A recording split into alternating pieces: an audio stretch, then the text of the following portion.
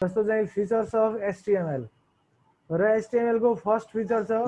It is easy to learn and easy to use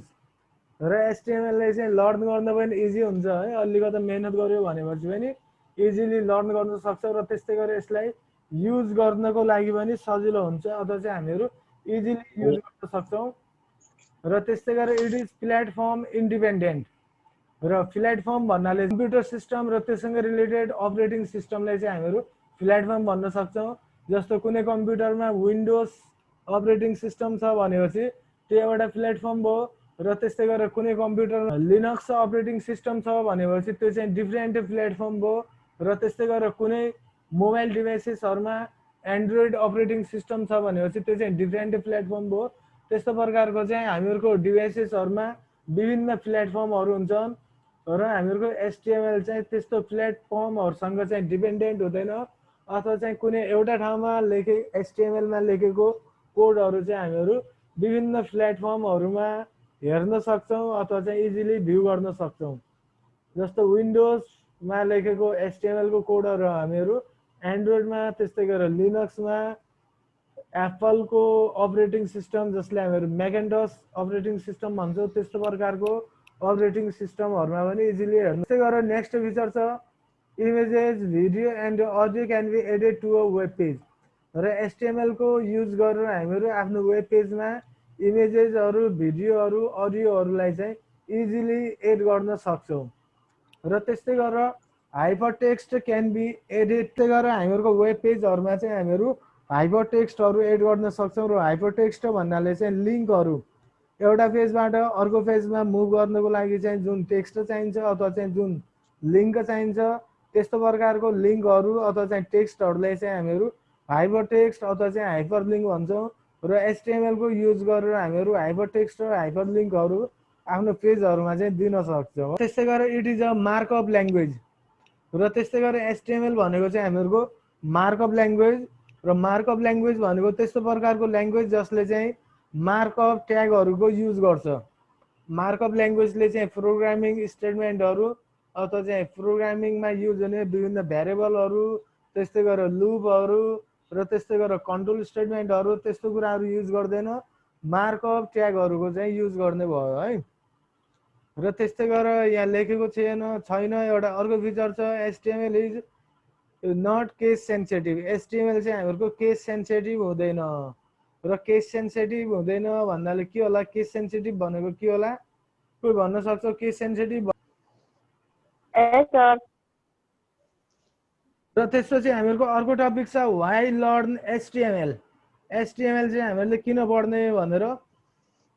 it is a simple marking language it's implementation is easy यो चाहिँ एउटा simple markup language र यसको चाहिँ implementation अथवा चाहिँ हामीहरू इजिली युज गर्न सक्छौँ र त्यस्तै गरी it is use to create a website र तिमीहरूले चाहिँ वेबसाइट क्रिएट गर्नु छ भनेपछि चाहिँ एचटीएमएल पढ्नै पर्ने हुन्छ है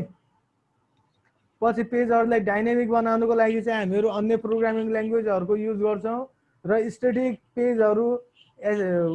लेख्नको लागि चाहिँ हामीहरूले एचटीएमएल नै युज गर्नुपर्ने हुन्छ र त्यही भएर यदि तिमीहरूलाई वेब डिजाइनिङमा इन्ट्रेस्ट छ अथवा चाहिँ वेब डिजाइनिङ सब्जेक्टहरू पढ्नुपर्ने छ पढिरहेछौ भनेपछि चाहिँ एचटीएमएल तिमीहरूले पढ्नै पर्ने हुन्छ है र त्यस्तै गरेर नेक्स्ट छ helps in developing fundamentals about web programming र त्यस्तै गरेर वेब प्रोग्रामिङको चाहिँ फन्डामेन्टलहरू डेभलप गर्नको लागि अथवा चाहिँ फन्डामेन्टलहरू सिक्नको लागि पनि हामीहरूले चाहिँ एचटीएमएल पढ्नुपर्ने हुन्छ र त्यस्तै गरेर नेक्स्ट छ बुस्ट प्रोफेसनल क्यारियर र त्यस्तै गरी यदि तिमीहरू कम्प्युटरमा आफ्नो क्यारियर बनाउन चाहन्छौ अथवा चाहिँ कम्प्युटरमा नै प्रोफेसनल बन्न चाहन्छौ भनेपछि एचटीएमएल पनि तिमीहरूले चाहिँ जान्नै पर्ने हुन्छ है किनभने आजभोलि चाहिँ इन्टरनेटको जमाना छ त्यही भएर चाहिँ इन्टरनेट सम्बन्धी चाहिँ केही कुराहरू तिमीहरूले थाहा हुनुपर्ने हुन्छ अथवा चाहिँ विभिन्न इक्जामहरू दिन गयो अथवा चाहिँ कुनै ठाउँमा इन्टरभ्यूहरू दिन गयो भनेपछि त्यहाँ चाहिँ एचटीएमएल अथवा चाहिँ वेबसँग रिलेटेड कुराहरू चाहिँ आइहाल्छ र त्यही भएर एचटीएमएल तिमीहरूले पढ्नुपर्ने छ अथवा चाहिँ सिक्नुपर्ने हुन्छ र नेक्स्ट छ हामीहरूको एचटीएमएलको के एडभान्टेजेसहरू र त्यस्तै गरेर डिसएडभान्टेजेसहरू र एडभान्टेजेसहरू छ HTML is use to build a website HTML चाहिँ हामीहरुको वेबसाइटहरु बिल्ड गर्नको लागि अथवा चाहिँ वेब डिजाइनिङ गर्नको लागि युज हुन्छ र त्यस्तै गरेर नेक्स्ट एडभान्टेज छ it is supported by all browsers र हामीहरुको चाहिँ विभिन्न ब्राउजरहरु हुन्छन् कसैलेमा चाहिँ कुनै फिचरहरु हुन्छन् कसैमा चाहिँ कुनै फिचरहरु हुने भयो है कसैले चाहिँ केही कुराहरु सपोर्ट गर्छ कसैले चाहिँ अन्य कुराहरु सपोर्ट गर्ने भयो तर HTML चाहिँ हामीहरुको सबै ब्राउजरहरुले चाहिँ सपोर्ट गर्छ र त्यस्तै गरेर it can be integrated with other languages like CSS JavaScript etc र HTML सँगसँगै हामीहरु अथवा चाहिँ HTML भित्र हामीहरु CSS हो त्यस्तै गरेर जावा स्क्रिप्ट पनि युज गर्न सक्छौं है HTML को कोडहरु लेख्छ हामीहरु र त्यो बीचमा चाहिँ CSS को कोडहरु CSS बाट चाहिँ कास्केडिङ स्टाइल शीट जसबाट चाहिँ हामीहरु HTML को एलिमेन्टहरुलाई स्टाइल दिनको लागि युज हुन्छ र त्यस्तै गरेर जावा स्क्रिप्ट चाहिँ वेब पेजलाई डाइनामिक बनाउनको लागि युज हुन्छ है बुझिरहेछौ हजुर सर र केही कन्फ्युजन भयो सोध्ने है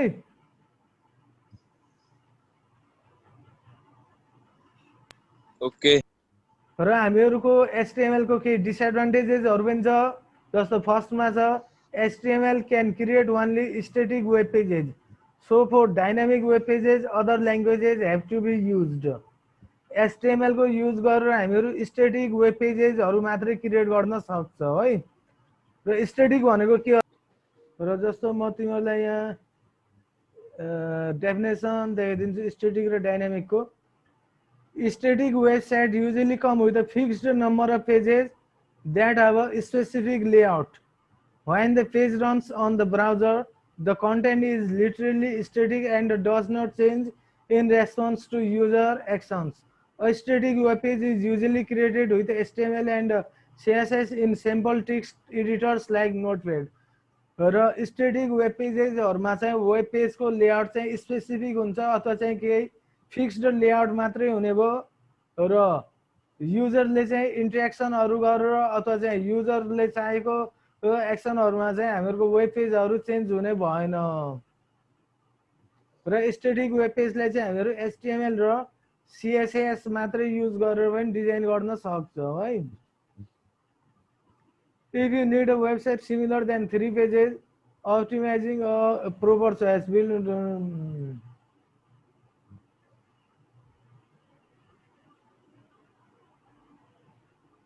र त्यस्तै गरेर डायनामिक भनेको चाहिँ compare to static websites which are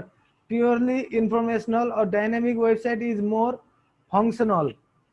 static web page चाहिँ हामीहरुको इन्फर्मेशनल मात्रै हुन्छ अथवा चाहिँ त्यसमा जति इन्फर्मेसनहरु प्रोवाइड गरेको छ जे कुराहरु लेखेको छ त्यो कुराहरु हामीहरु खाली हेर्न मात्रै सक्छौं त्योसँग कुनै इन्टरेक्सन गर्न सक्दैनौं इन्टरेक्सन भनेको चाहिँ जस्तो कमेन्टहरु छ भनेपछि तिनीहरुलाई रिप्लाई गर्ने अथवा चाहिँ नयाँ कमेन्टहरु पोस्ट गर्ने त्यस्तो कामहरु चाहिँ स्टैटिक वेबसाइटमा हुने भएन र डायनामिक वेब पेजेसहरु चाहिँ फंक्शनल हुन्छन् अथवा चाहिँ हामीहरु विभिन्न फंक्सनहरु गर्न सक्छौं जस्तो कमेन्ट पोस्ट गर्ने इमेज अपलोड गर्ने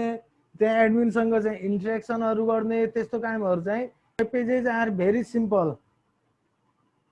It is written in languages such as HTML, JavaScript and CSS. For static web pages, when a server receives a request for a web pages, then the server sends the response to the client without doing any additional processes. And these web pages are sent through a browser. In static web pages, pages will remain same until someone changes manually. Right?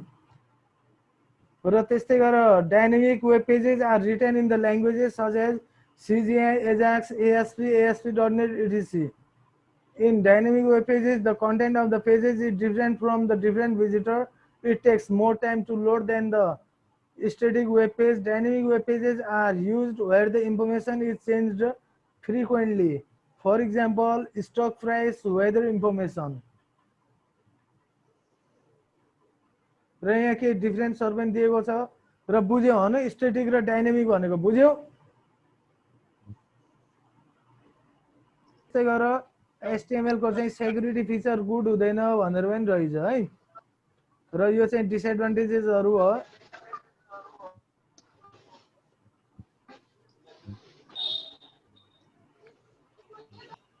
र next चाहिँ हामीहरूको ट्यागहरूको बारेमा container tag र empty tag र tag भनेको थाहा होला है तिमीहरूलाई के हो ट्याग भनेको के होला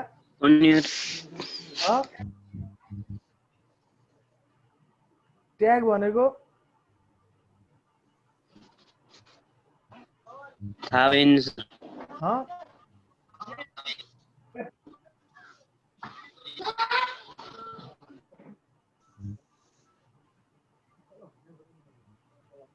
ट्याग भनेको कुन हो सर ट्याग जस्तै के होला ट्याग भनेको त्यो बोल राख्ने हुन्छ नि कि HTML त्यो every structure on HTML page including the placement of text and images and hypertext link. HTML tag begins with less than character and greater than character. These symbols are also called angle brackets. है र HTML मा चाहिँ tag भनेको चाहिँ त्यस्तो कोडहरु अथवा चाहिँ त्यस्तो वर्डहरु जसलाई चाहिँ हामीहरु स्मल एंगल ब्रैकेट र लार्ज एंगल ब्रैकेट को चाहिँ बीचमा लेखिएको हुन्छ त्यसलाई चाहिँ हामीहरु ट्याग भनेर भन्छौं है अब त ट्याग भन्नाले तिमीहरु HTML मा भएको त्यस्तो वर्ड अथवा चाहिँ त्यस्तो टेक्स्ट जसलाई चाहिँ लेस देन र ग्रेटर देन बीचमा राखिएको हुन्छ त्यसलाई चाहिँ हामीहरु ट्याग भन्न सक्छौं जस्तो यहाँ p भनेको चाहिँ प्याराग्राफ को लागि युज गरिने ट्याग हो है बुझ्यौ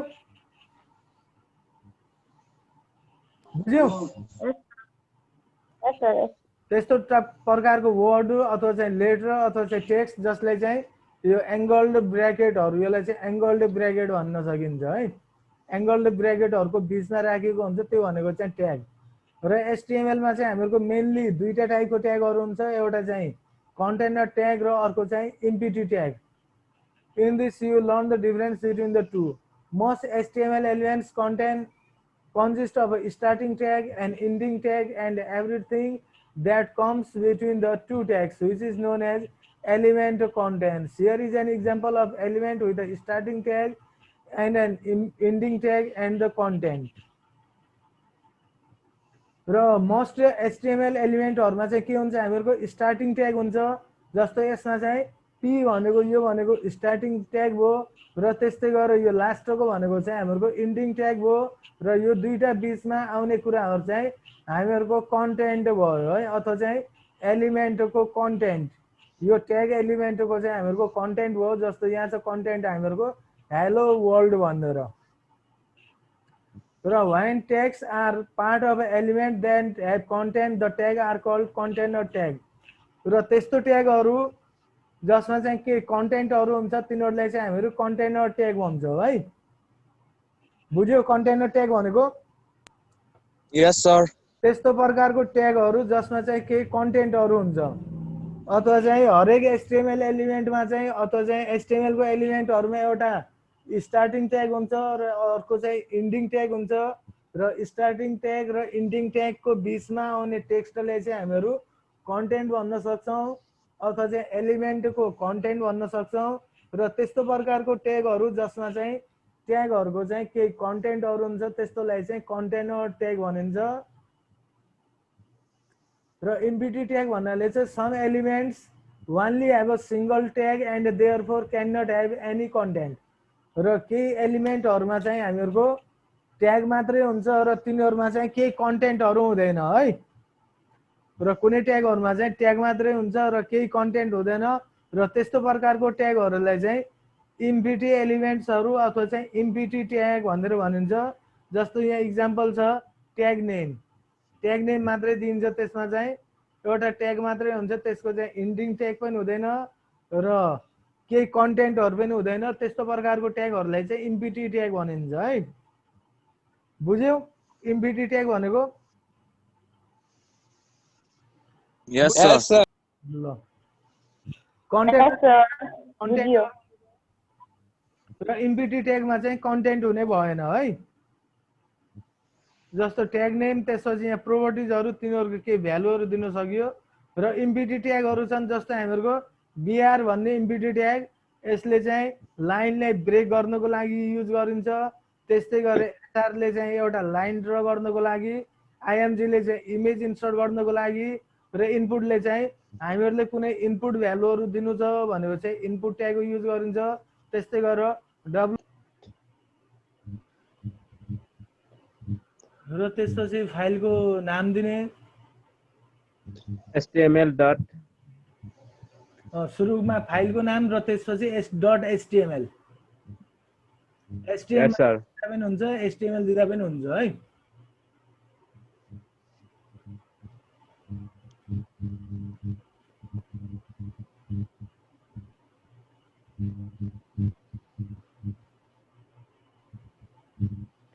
र डेस्कटपमा सेभ गरेर छु म माई फाइल .html भनेर नाम दिन्छु। यति लेखेँ मैले र त्यसपछि सेभ गर्छु है। त्यहाँ चाहिँ अलरेडी छ, रिप्लेस भइरहेछ र अब यसमा HTML सबै कोडहरु आफै देखिहाल्यो है। टाइटलमा चाहिँ माई फाइल भनेर लेखेँ मैले र बडीमा चाहिँ h1 भनेर दिइरहेछु म, h1 र यसमा चाहिँ माई हेडिङ र त्यस्तै माई फर्स्ट प्याराग्राफ इन्सर्ट गर्छु है। र यसमा चाहिँ माई प्याराग्राफ भनेर लेखेँ मैले र अब हेडिङ र प्याराग्राफको बीचमा चाहिँ BR भन्ने ट्याग दिन्छु म है। यो भने पहिला चाहिँ SR भन्ने ट्याग दिइरहेको छ। यसले चाहिँ हेडिङ डिनोट गर्ने भयो र P ले चाहिँ प्याराग्राफ र यसलाई सेभ गर्छु म।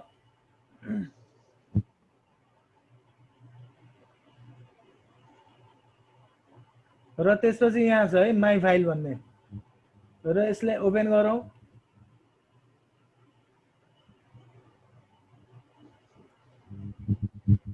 सर यो हजुरको त अर्कैमा आयो सर, जस्तै हाम्रो HTML भनेपछि त सिधा गुगलबाट खुल्छ नि सर।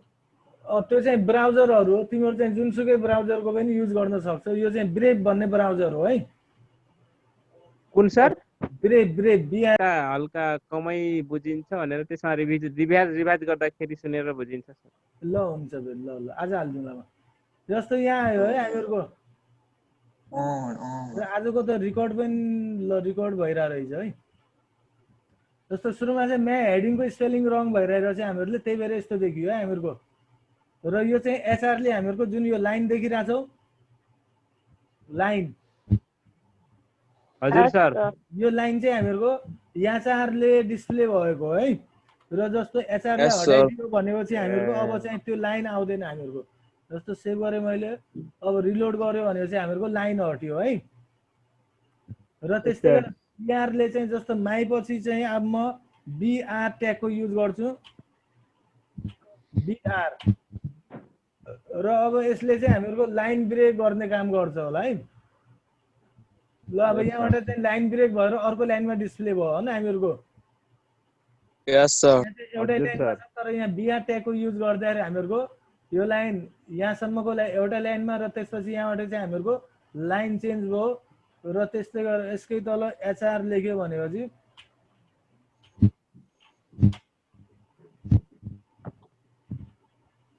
एचआर लेख्दा चाहिँ अब तल हामीहरुको यस्तो लाइन पनि आयो है। र कन्टेनर ट्याग भनेको चाहिँ यो ट्याग भयो हामीहरुको प्याराग्राफ जस्तो यसको बीचमा केही कन्टेन्टहरु छ र त्यही भएर यसलाई चाहिँ कन्टेनर ट्याग भन्न सकिन्छ। र जसमा चाहिँ केही कन्टेन्टहरु छैन, जस्तो यसमा चाहिँ कुनै कन्टेन्टहरु छैन, एउटा सिंगल ट्याग मात्रै छ है। र त्यही भएर यसलाई चाहिँ हामीहरु इम्पिटी ट्याग भनेर भन्छौं।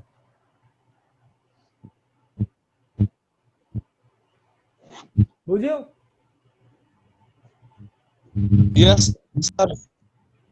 खै डब्लुबीआर ले के काम गर्ने रहेछ? डब्लुबीआर भन्ने आइरहेछ हामीहरुको। कन्ट्रोल एस गरौँ। डब्लुबीआर ले चाहिँ हामीहरुको स्पेसहरु दिइराछ हैन, धेरै स्पेस दियो हैन हामीहरुको नयाँ हेडिङ र प्याराग्राफको बीचमा। जस्तो अब यसलाई हटाइदियो भनेपछि हामीहरुको स्पेस कम हुन्छ होला है। यस सर, यसलाई हटाइदियो हामीहरु। ल अब स्पेस हट्यो हैन हामीहरुको। Yes, sir.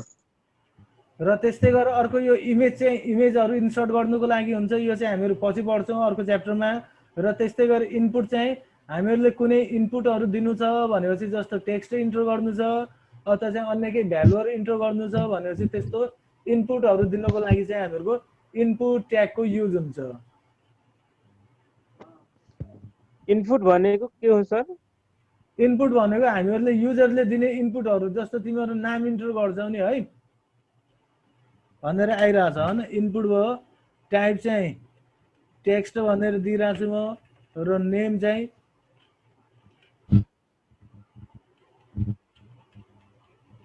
युजर नेम भनेर दिएँ है। र कन्ट्रोल यास। अब हेरौँ हामीहरूको इनपुट ट्यागले कस्तो डिस्प्ले हुन्छ। र यस्तो आयो होइन हामीहरूको इनपुट टाइप, देख्यौ? देखिरहेछ? यस सर देखिरहेको छ। यो जुन बक्स आयो हामीहरूको, यो बक्स चाहिँ हामीहरूको यो इनपुट ट्यागले गर्दाखेरि आएको है। नेम चाहिँ हामीहरूले जस्तो लेख्यौँ त्यस्तै डिस्प्ले भइरहेछ। र यहाँ इनपुट ट्याग हामीहरूले टेक्स्ट लेख्दाखेरि हामीहरूको टेक्स्ट डिस्प्ले भयो होइन। र त्यस्तै गरेर टेक्स्टको ठाउँमा हामीहरू अन्य कुराहरू पनि दिन सक्छौँ, जस्तो डेट दियो भनेपछि अब हेरौँ हामीहरू कस्तो हुन्छ।